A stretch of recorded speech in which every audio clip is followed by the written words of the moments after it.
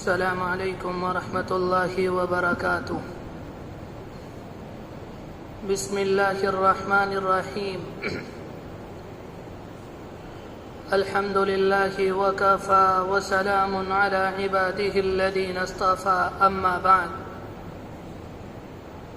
اعوذ باللہ من الشیطان الرجیم، بسم اللہ الرحمن الرحیم۔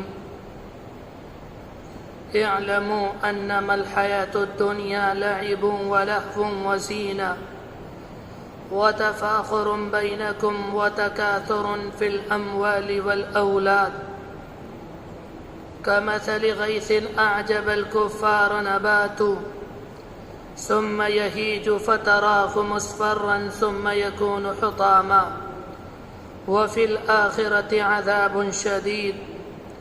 صدق اللہ العظیم۔ وقد قال النبی صلی اللہ علیہ وآلہ وسلم: الدین النصیحہ، او کما قال علیہ الصلاة والسلام۔ بہت ہی عزت و احترام کے مستحق میرے بزرگوں، قابل قدر دینی اور ایمانی بھائیوں، ابھی میں نے آپ کے سامنے قرآن مجید کی ایک آیت تلاوت کی۔ اس آیت کے اندر اللہ تبارک و تعالی نے دنیاوی زندگی کی حقیقت کو ایک عجیب و غریب مثال کے ذریعے بیان فرمایا۔ ہم لوگ جو صبح سے لے کر شام تک اور شام سے لے کر صبح تک اس دنیا کی دوڑ دھوپ میں لگے رہتے ہیں، اسے اپنا اڑنا اور بچھونا بنا لیتے ہیں، اس کے لیے دن و رات کو ایک کر دیتے ہیں، اپنے بیوی بچوں کو چھوڑ کر چلے جاتے ہیں، اپنے بستر کو خیر آباد کہہ دیتے ہیں۔ اس کا مقصد کیا ہے؟ صرف مقصد یہ ہے کہ کس طرح سے زیادہ دنیا میرے حصے میں آ جائے، کس طرح سے زیادہ مال و دولت مجھے مل جائیں، کس طرح سے دنیا کی زیادہ سے زیادہ راحت اور آرام، دنیا کا سکون مجھے نصیب ہو جائے۔ قرآن مجید کی اس آیت میں اللہ نے دنیاوی زندگی کی حقیقت بیان فرمائی۔ اللہ تبارک و تعالی اپنے بندوں سے کہتا ہے، جس کے لیے تم دوڑ دھوپ کرتے ہو، جس کے لیے محنت اور مشقت کرتے ہو، جس کے لیے صعوبتیں برداشت کرتے ہو، جس کے لیے اپنی نیند کو قربان کر دیتے ہو، اس کی حقیقت کیا ہے؟ قرآن مجید کی آیت ہے: انما الحیاة الدنیا لعب ولهو۔ یہ دنیاوی زندگی کھیل کود ہے، یہ دنیاوی زندگی تماشا ہے، یہ دنیاوی زندگی آپس میں ایک دوسرے سے فخر کرنا ہے، آپس میں ایک دوسرے سے مقابلہ کرنا ہے، مال و دولت اور اولاد کی کثرت میں ایک دوسرے سے آگے بڑھنے کی کوشش کرنا ہے۔ دنیاوی زندگی کا حاصل یہ ہے، اس کے سوا کچھ نہیں۔ ہم اور آپ دیکھتے ہیں دنیا کے اندر جتنے لوگ ہیں وہ یہی کرتے ہیں کہ میرا مکان شاندار ہو جائے، میرے کپڑے اچھے ہو جائیں، میرے پاس مال و دولت کی اور اولاد کی کثرت کی ریل پیل ہو جائے، اس کے سوا کچھ نہیں۔ قرآن مجید کی اس آیت میں اس بات کا اشارہ موجود ہے۔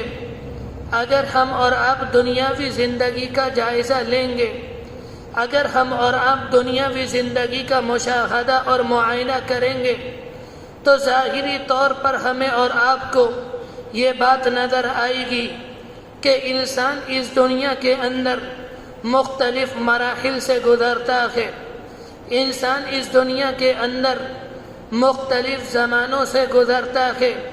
کسی زمانے میں ایک چیز سے محبت کرتا ہے، وہ چیز اسے دل سے زیادہ عزیز اور جان سے زیادہ پیاری لگتی ہے، اس پر انسان فریفتہ ہوتا ہے، اس کے ملنے پر انسان خوش ہوتا ہے، اس سے انسان دل سے محبت کرتا ہے، اسے انسان اپنے سینے سے لگاتا ہے۔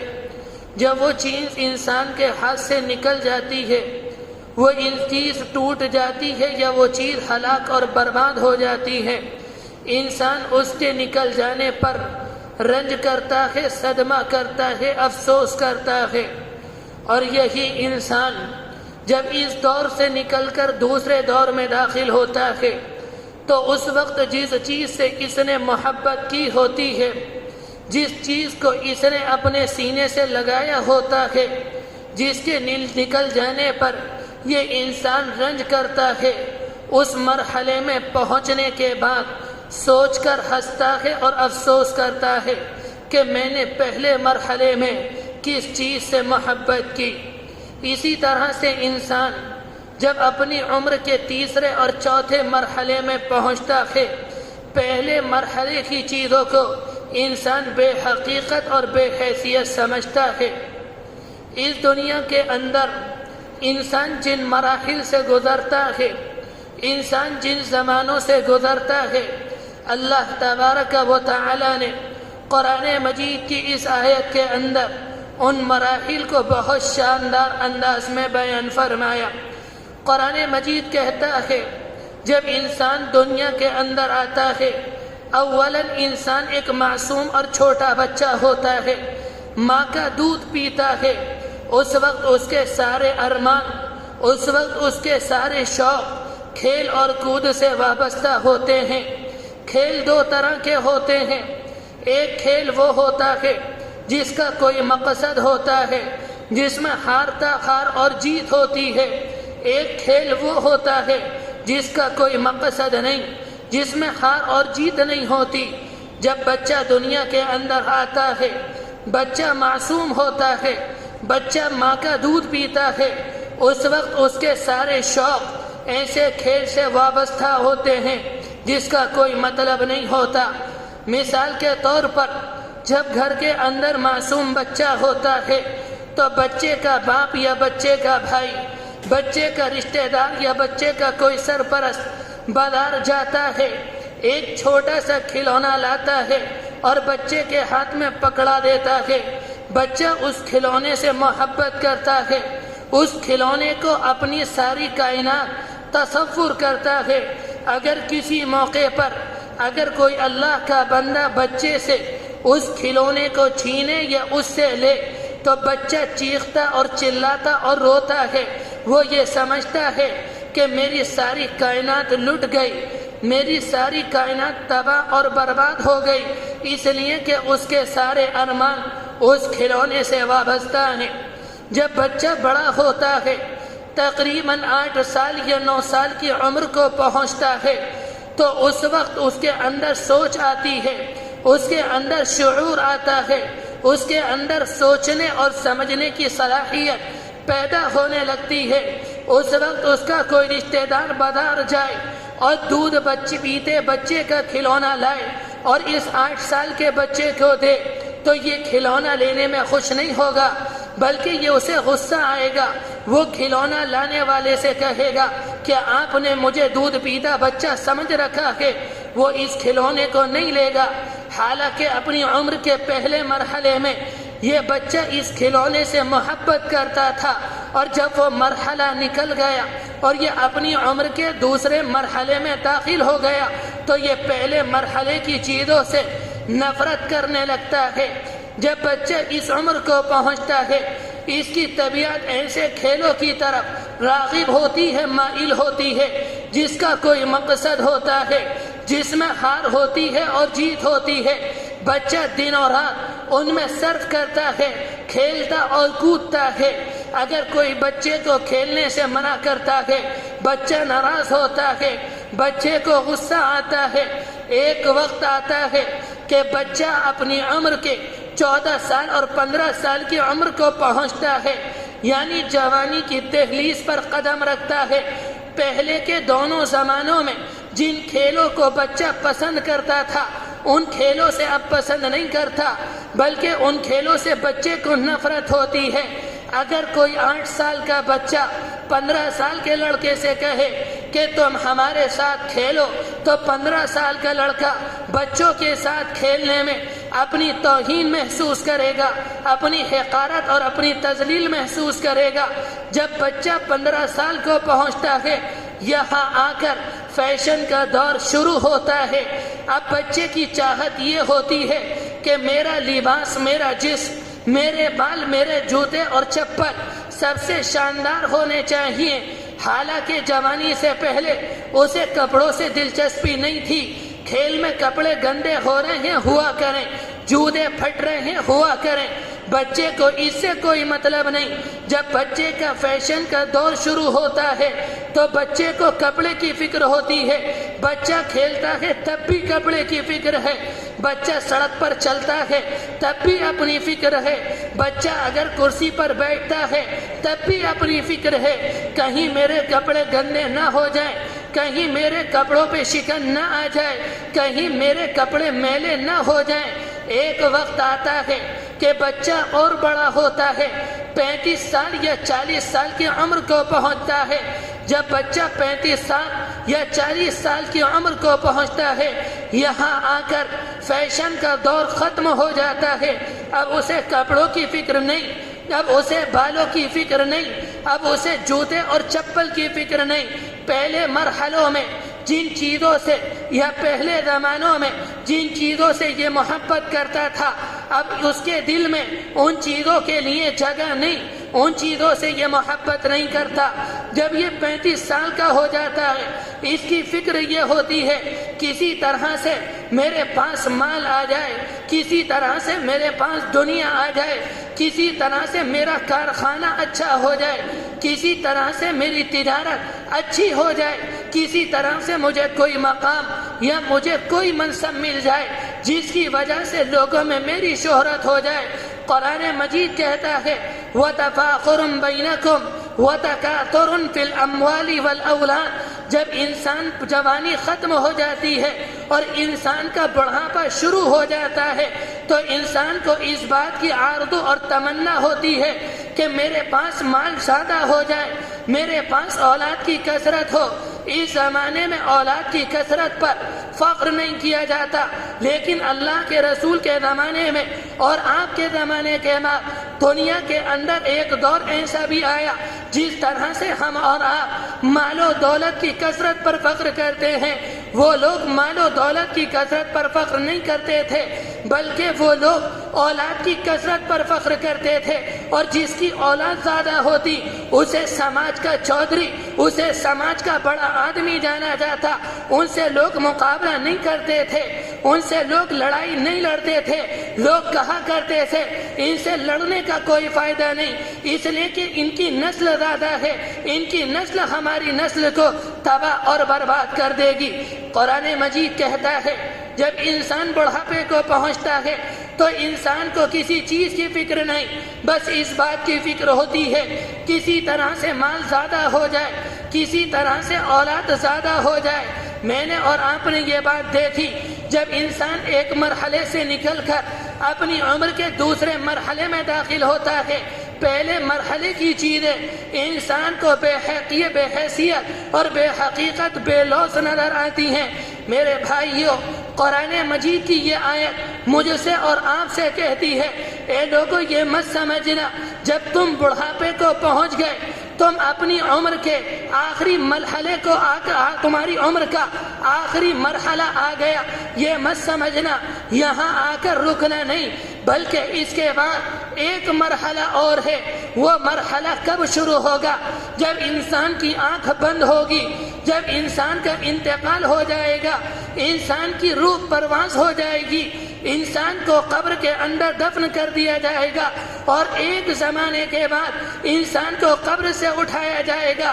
جب انسان آخرت میں پہنچے گا اور آخرت کا دور شروع ہوگا، دنیا کی یہ ساری کی ساری چیزیں جس سے میں اور آپ محبت کرتے ہیں، جس سے میں اور آپ ایک دوسرے سے آگے بڑھنے کا مقابلہ کرتے ہیں، جس سے میں اور آپ محبت کرتے ہیں، جس پر میں اور آپ اپنی جان دینے کو تیار، آخرت میں پہنچنے کے بعد دنیا کی یہ ساری کی ساری چیزیں اس طرح سے بے حیثیت اور بے حقیقت نظر آئیں گی جیسے چھوٹے بچے کو اپنا کھلونا عزیز ہوتا ہے، جب وہ بڑا ہو جاتا ہے، جب وہ جوان ہو جاتا ہے تو کھلونا اس کی نظر میں بے حقیقت ہو جاتا ہے۔ بالکل اسی طرح سے جب ہم اور آپ آخرت میں پہنچیں گے، دنیا کے یہ محلات، دنیا کے یہ مکانات، دنیا کی یہ تجارت، دنیا کے یہ کارخانے، دنیا کی یہ زراعت، دنیا کی یہ کارکاری بالکل اسی طرح سے بے حیثیت اور بے حقیقت نظر آئے گی۔ میرے بھائیوں، ابھی ہماری آنکھوں پہ پردہ پڑا ہے، ابھی ہمیں معلوم نہیں انسان کا معاملہ یہ ہے، انسان جس زمانے میں چل رہا ہوتا ہے، انسان جس دور میں چل رہا ہوتا ہے، اس زمانے کی دلچسپی کو یا اس زمانے کو اپنا سب کچھ سمجھ لیتا ہے، اس سے آگے دیکھنے کو تیار نہیں۔ قرآن مجید کی اس آیت میں دنیاوی زندگی کے مراحل بیان فرمائے، پھر قرآن مجید کی آیت میں یہ فرمایا دنیاوی زندگی کی مثال اللہ تبارک و تعالی نے اس طرح سے بیان فرمائی، کمثل غیث اعجب الکفار نباتہ ثم یہیج فترا ثم یکون حطاما۔ دنیاوی زندگی کی مثال یہ ہے جیسے اللہ نے آسمان سے بارش برسائی اور بارش کے نتیجے میں خشک پڑی ہوئی زمین ہریالی ہو گئی، سبزہ اگ آیا، کسان اپنے کھیت کو دیکھ کر خوش ہو گیا۔ کچھ زمانے کے بعد یہ ہریالی سرد پڑ جاتی ہے اور سرد پڑ جانے کے بعد یہ بھوسا بن جاتی ہے، اس کے بعد ہوا آتی ہے، اسے دائیں سے بائیں کر دیتی ہے اور کھیت میں نام و نشان باقی نہیں رہتا۔ قرآن مجید کی یہ آیت کہتی ہے کہ دنیاوی زندگی کی مثال یہی ہے، یہاں ابتدا میں ہر چیز اچھی لگتی ہے، کھیل کود اچھا لگتا ہے، جوانی میں بناؤ سنگار اچھا لگتا ہے، زیب و زینت اچھا لگتا ہے، اور بڑھاپے میں جا کر مال و دولت کا جمع کرنا، ساز و سامان کا جمع کرنا اچھا لگتا ہے۔ جب ہم اور آپ آخرت میں پہنچیں گے یہ مجھے اور آپ کو بھوسا نظر آئے گا۔ مولانا روم رحمت اللہ علیہ نے قرآن مجید کی ان باتوں کو بڑی کھول کر بیان فرمایا۔ وہ کہتے ہیں جس طرح سے ایک ماں کے اندر بچہ ہوتا ہے، جب بچہ 4 ماہ کا ہوتا ہے، 4 ماہ کے بعد بچے کے اندر روح ڈال دی جاتی ہے، اس کا مطلب یہ ہے بچے کے پاس دماغ ہے، بچے کے پاس ذہن ہے، بچے کے پاس دل ہے۔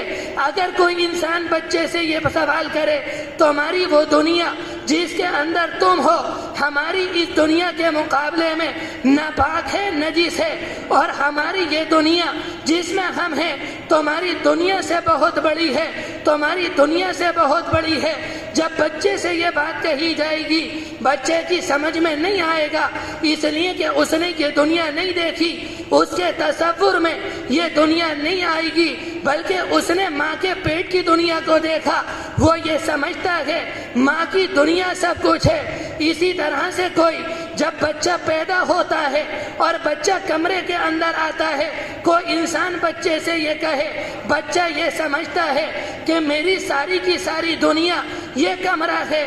کوئی اس بچے سے کہے کمرے کے بعد مکان ہے، مکان کے بعد بستی ہے، اور بستی کے باہر دنیا ہے، بچے کی سمجھ میں نہیں آئے گا، اس لیے کہ بچے نے کمرے کے باہر کی چیزوں کو نہیں دیکھا۔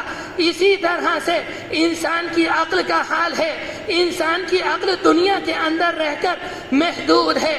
انسان جس چیز کا معاہدہ کرتا ہے، انسان جس چیز کو دیکھتا ہے، انسان جس چیز کا مشاہدہ کرتا ہے، وہ بات انسان کی عقل میں آتی ہے، اور جس بات کا مشاہدہ نہیں کرتا وہ بات انسان کی عقل میں نہیں آتی۔